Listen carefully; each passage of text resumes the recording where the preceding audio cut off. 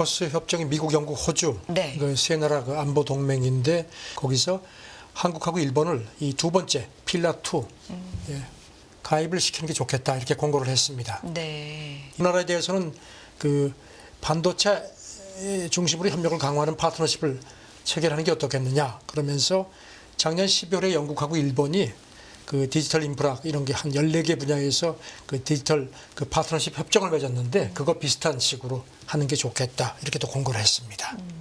끝없는 위기 속 기회는 언제나 숨어 있습니다. 성공한 투자 고수들과 나눈 투자의 철학. 다가올 기회를 잡아내는 부의 만찬으로 여러분을 초대합니다. 푸짐하게 한 상 차려놓았습니다. 네, 선재규 선임 기자 나와 계십니다. 기자님 어서 오세요. 안녕하세요. 네, 영국 의회가 오커스 협정에 한국과 일본을 동참시키자 이런 제안을 했다고요? 오커스 협정이 미국, 영국, 호주 네. 그 세 나라 그 안보 동맹인데 그게 크게 두 개 축으로 되어 있습니다. 하나는 재래식으로 무장한 그 핵 잠수함을 호주에 주는 거고요. 이건 뭐 다 알려져 있고요. 그게 이제 필라1이라는 거고 그다음에 다른 그 필라2라는 게 이제 8개 핵심 방위 기술, 뭐 양자 기술, 인공지능, 뭐 자율 무기, 뭐 사이버, 극초음속 이런 것들에 관한 공동 개발 계획입니다. 네. 그런데 지금 어제 외신 보도를 보니까 영국 하원 외교위원회가 어제 보고서를 공개를 했는데요. 제목이 기울어지는 시야 통합적 검토하고 인도 태평양이라는 건데 거기서 한국하고 일본을 이 두 번째 필라2 가입을 시키는 게 좋겠다 이렇게 권고를 했습니다. 네. 이렇게 하면은 이게 영국 그 안보 기술 이익에도 도움이 될 뿐만 아니라 경제 이익에도 보탬이 된다는 얘기를 했습니다. 그리고 또 일본, 한국 같은 파트너들이 들어오면은 기술 분야 협력 쪽에서 훨씬 더 업그레이드 될 수 있다는 점도 지적을 했고요. 일본에 대해서는 장기적으로 뭐 회원국 얘기도 나오나 봅니다. 예, 일본은 좀 더 세게 당길 것 같습니다. 네. 궁극적으로 그 회원국으로 받아들이는 방안도 염두에 두는 게 좋겠다고 했습니다. 그렇게 되면은 인도 태평양 지역에서 오커스 그 기능이 더 확대될 수 있다는 점을 지적을 했고요. 그리고 우리나라에 대해서는 그 반도체 중심으로 협력을 강화하는 파트너십을 체결하는 게 어떻겠느냐 그러면서 작년 12월에 영국하고 일본이 그 디지털 인프라 이런 게 한 14개 분야에서 그 디지털 그 파트너십 협정을 맺었는데 그거 비슷한 식으로 하는 게 좋겠다 이렇게 또 권고를 했습니다. 디지털만이 아니라 반도체 쪽으로도 조금 우리는 더 이제 반도체 네. 쪽 초점을 맞췄으면 좋겠다는 겁니다. 면밀하게. 북한에 대한 언급도 있었군요. 뭐 북한에 대해서 여러 가지 얘기를 했는데요. 네. 그 특히 이제 그 러시아에 무기를 공급하는 거 지금 이제 북한하고 러시아 간의 무기 공급 그 무기 거래가 많다는 점 네. 미국도 지금 이제 오늘 새벽에 외신을 보면 상당히 신경을 쓰는 모양인데 맞습니다. 네. 그거 하고 그다음에 러시아가 이제 우크라이나 점령지 재건할 경우에 그쪽에 북한 노동자를 받아들일지 이런 것들이 이제 국제사회에서 의구심이 많은데 아직은 확실치 않다 이렇게 지적을 했습니다. 그리고 또 이 위원회 보고서는요. 영국이 쿼드에도 가입을 하는 게 어떻겠느냐. 미국, 일본, 호주, 인도 협의체인데 기존 회원국들이 적절하다고 생각하는 시점에 가입을 신청하는 게 좋겠다 이렇게 또 공고를 해서 영국이 점점 이렇게 좀 어떤 지정학적 안보 측면에서 조금 자기들 위상을 좀 높이려는 그런 걸로 보입니다. 네. 두 번째 얘기도 오늘 영국이 관련된 얘기가 좀 많은데 미국이 영국 공군 기지에 막사 신축 예산을 편성했다. 이거 어떤 의미가 있는 겁니까? 영국 가디언이 그저께 보도를 했는데요. 네. 지금 영국 그 서퍽 지역에 레이큰 히스라는 공군 기지가 있는데 거기가 예전에 미국이 거기 핵무기를 배치를 했었거든요. 네. 그래가지고선 2007년인가 그 철수를 했는데요. 네. 거기 지금 다시 핵무기를 배치하려는 것 같은 움직임이 있다는 겁니다. 뭔가 하면 이제 막사 신축이라는 건데 이게 지금 이제 우리 돈으로 한 660억 원 정도를 이제 들여서 내년 6월에 공사를 해서 이제 2026년 정도에 완공을 할 예정인데 네. 뭐 막사를 짓는 게 뭐 그렇게 중요하냐 하는 건데 이제 미국 공군이 이 막사를 왜 짓느냐는 질문에 대해서 잠재적 보증 임무를 위해서 증원된 병력을 수용하려는 거다. 근데 이제 전문가들 얘기는 이 잠재적 보증 임무라는 게 군사적 용어로 핵무기 관리를 의미한다는 겁니다.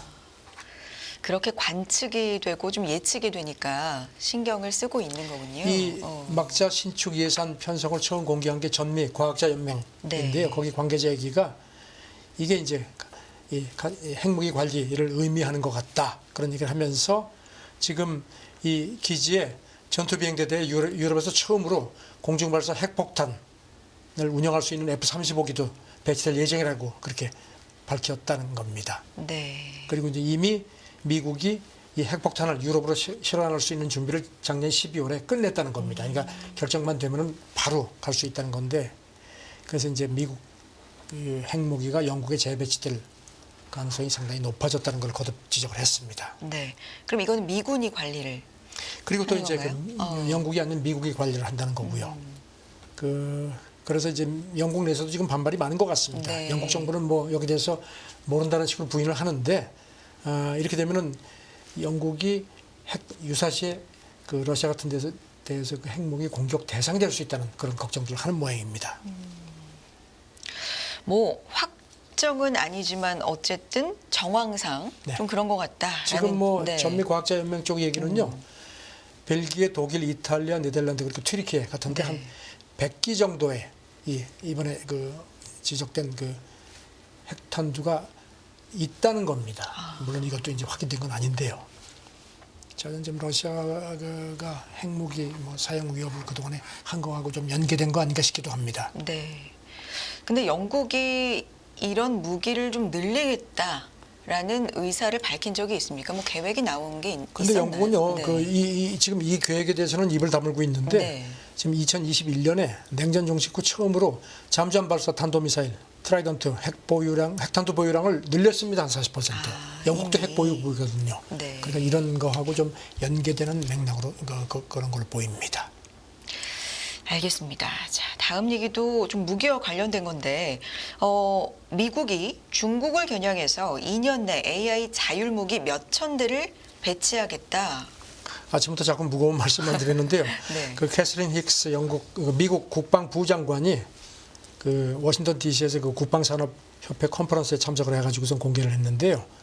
중국군이 그 무기에서 양적 우위가 있기 때문에 그동안에 그 이거를 좀 상쇄하기 위해서 2년 안에 몇천 대 정도의 그러니까 비용이 좀 덜 들어가는 인공지능 무인 자율 무기 시스템을 배치를 할 계획이라고 밝혔습니다. 가지고 이 이제 그 명칭을 리플리케이터, 그러니까 이제 복제기란 뜻인데요. 그렇게 해서 이제 그런 계획을 밝히면서 이제 뭐 짐작하시겠지만 인공지능이 있으면 이제 병사가 거기 뭐 직접 탑승하거나 이러지 않고도 공격할 수 있는. 그리고 사람이 또 굳이. 그렇죠. 네. 그러니까 소모에 대한 부담이 없다는 거죠. 그다음에 이제 비용도 덜 들고 그래서 이제 그런 그 전쟁 수행 효율성이 높아진다는 점을 지적을 했습니다. 이 힉스 부장관 얘기는 중국의 최대 장점이 군사적인 어떤 매스, 양인데 네. 이걸 미군이 극복하는 데 도움이 될 거다. 그리고 비용도 훨씬 덜 들고 훨씬 병력 손실도 덜 할 수 있고 그다음에 이제 필요하면 짧은 시간에 무기 시스템을 개조, 업그레이드하는 것도 가능하다는 여러 가지 장점이 있다는 점을 지적을 했습니다. 그런데 그러면 어떤 무기냐 그랬더니 그거는 얘기를 안 합니다. 무기 종류는? 네. 그리고 이제 물론 미군이 선제 공격하는 걸 최대한 억제하겠지만 결국 싸울 수밖에 없는 경우에는 뭐 이게 되는 거 아니냐 뭐 이런 식의 얘기도 했습니다. 네. 그리고 이제 여기다 덧붙여서 방산업체뿐만 아니라 그동안에 이제 무기 개발에 관여하지 않았던 민간 기업들도 더 연계를 할 거다. 그리고 이제 동맹 파트너하고도 공조하겠다. 그러면서 이제 이게 이제 AI 같은 경우는 이제 지금 그 윤리성이 있기 때문에 그렇죠. 여기 대해서 미 국방부가 갖고 있는 그런 그 기준을 적용하겠다 하는데 이제 이것도 지금 동맹이 또 좀 이렇게 끌려 들어가야 하는 그런 상황이 아닐까 좀 걱정이 됩니다. 이제는 전쟁 무기도 AI 네, 효율성. 그러면서 경제도 그러게요. 뭐 보탬이 된다는 식의 얘기가 자꾸 나옵니다. 네. 경제 안보 이런 얘기도 자꾸 나오고요. 네. 자, 다음 얘기를 좀 해볼 텐데요. 푸틴이 10월에 중국을 방문한다. 러시아와 중국이 만난다. 이 확정이 된 건가요? 확정된 건 아니고요. 크렘린궁 그 외교 담당 보좌관도 지난달에 기자들한테 네. 10월쯤 중국에 가서 1대1로 포럼에 참석할 것 같다고 얘기를 했는데 크렘린궁 대변인이 지금 중국하고 조율하고 있다. 그리고 이제 꼭 뭐 푸틴하고 시진핑 만남뿐만 아니라 그 뭐 장관급 이런 것들도 아마 조율을 하는 모양인데 하지만 지금으로서는 구체적인 일정 같은 걸 얘기하기는 좀 이르다. 내가 때가 되면 뭐 얘기하겠다 이렇게 얘기를 합니다. 네. 지금 아시다시피 푸틴은 그 국제형사재판소 체포영장이 발부되어 있기 때문에 함부로 나가기가 좀 그렇죠. 잘 그래서 움직이지 이번에 못해요. 네. 그 거기도 못 갔죠. G20 남아공 이제 브릭스 정상회담에도 브릭스도 못 갔죠. 화상 참석하고 그다음에 이제 지난 월요일에 모디 인도 총리하고 통화했는데 다음 달 인도에서 G20 정상회담 열리는데 거기도 라브로프 외무장관이 가는 걸로 그렇게 얘기를 했습니다. 네. 그 가게 되면요. 지난 3월이죠. 시진핑이 러시아 국빈 방문했었고 그다음에 이제 푸틴이 중국을 갔던 게 작년 2월 베이징 동계올림픽 개막식 직전에 갔었죠. 오랜만이라고도 할 수 있고 그 사이에 또 쌓여있는 얘기들이 좀 많을 수 있겠는데 이게 성사가 될지 안 될지는 좀 불확실하네요. 근데 지금 뭐 네. 거의 뭐 중국도 그렇고 중국도 ICC 그 가입국이 아니고 그다음에 그래서 성사가 되지 않을까 싶은데 이제 여러 가지 뭐 러시아 국내 사정도 있고 하니까 아마 그런 걸 조율하는 걸로 보입니다. 네.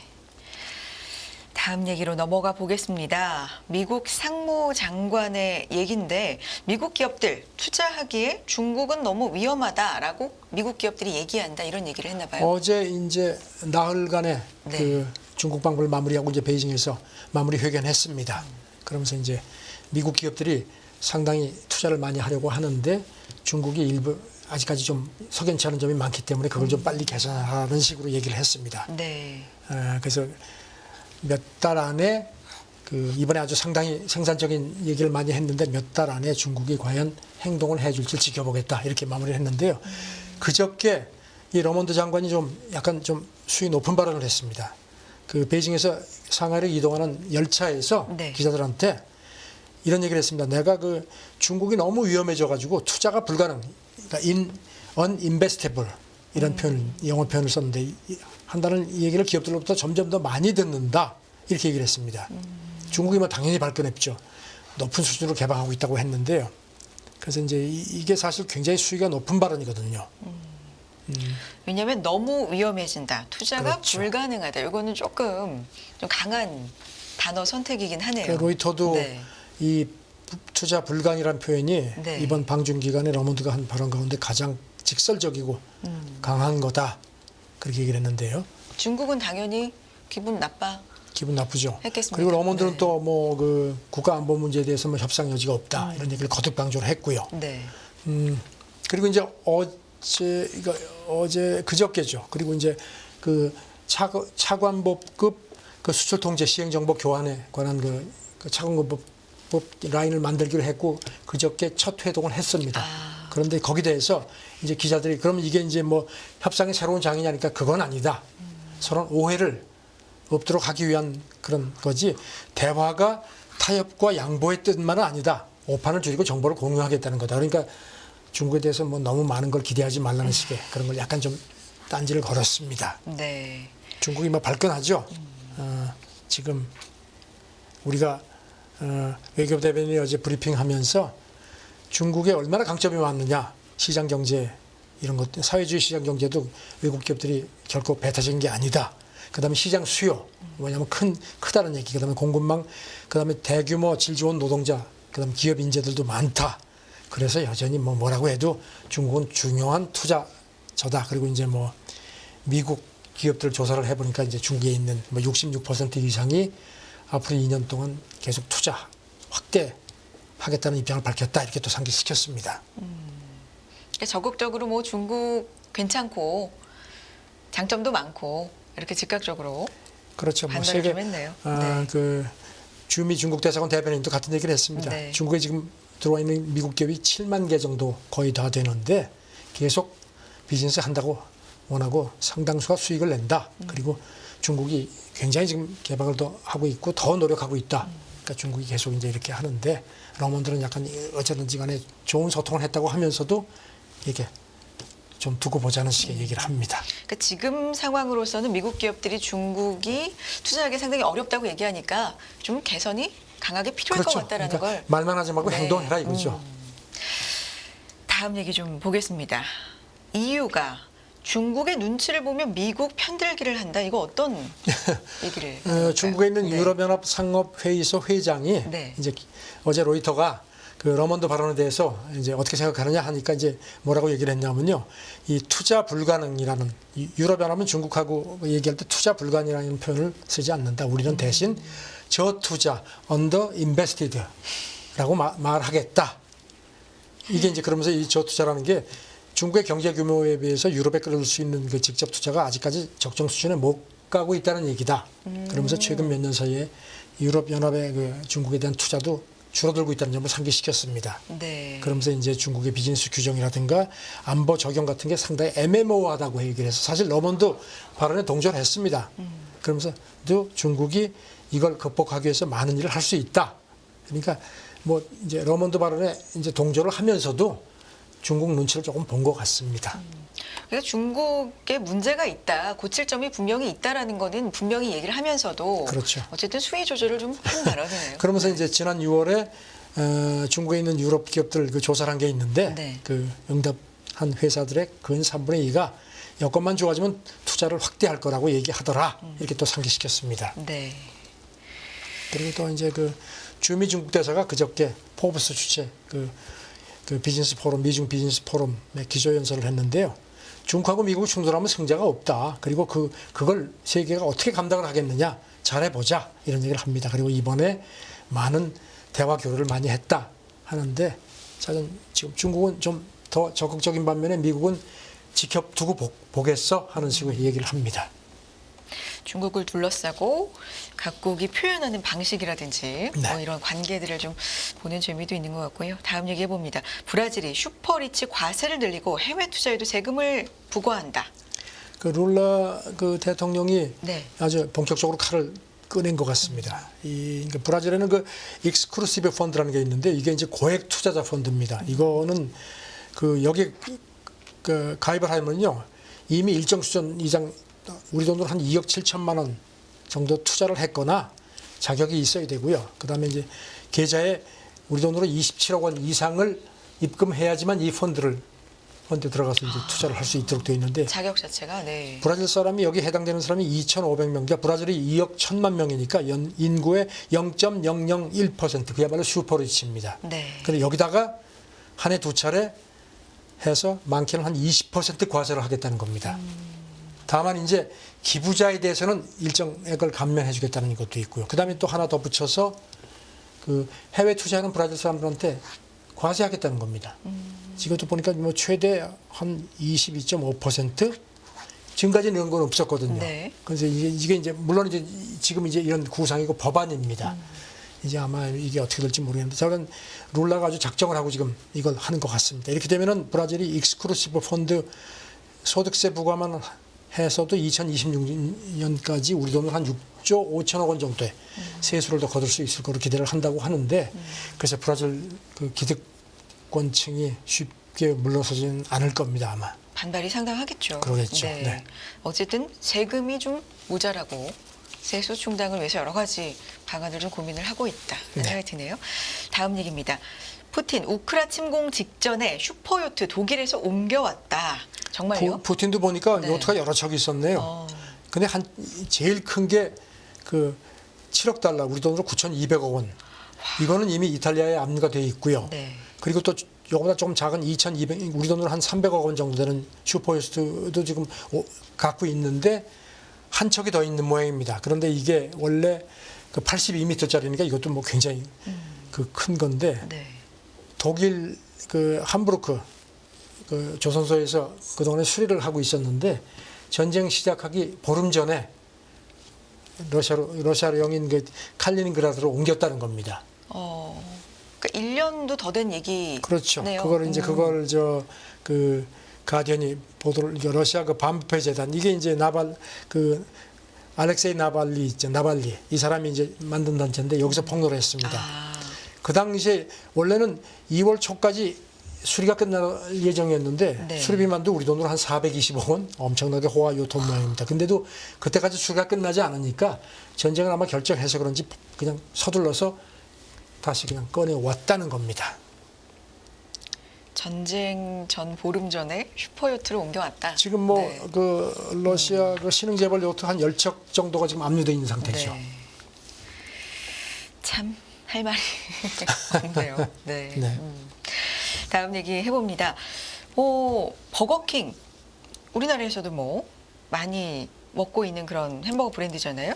미국에서 집단 피소 무슨 얘기입니까? 이런 거 왜 누구나 피소가 느끼죠. 당했죠? 광고 네. 보면은 굉장히 그렇던데 막상 물건을 보면은 에이씨 이런 사진과 경우가 많죠. 다르죠. 이제 이게 미국에서 소송을 당했습니다. 아. 버거킹이 와퍼 네. 거기 이제 고기 패티하고 빵이 실제보다 너무 이렇게 메뉴에 나온 거하고 광고에 나온 것보다 너무 작다고 소비자들이 집단 소송을 했습니다. 마인 진짜요? 연방지법에. 그랬더니 이제 회사 쪽에서 네. 광고는 원래 그런 거다. 그래서 이제 기각을 시키라고 하니까 이 법원이 아니다.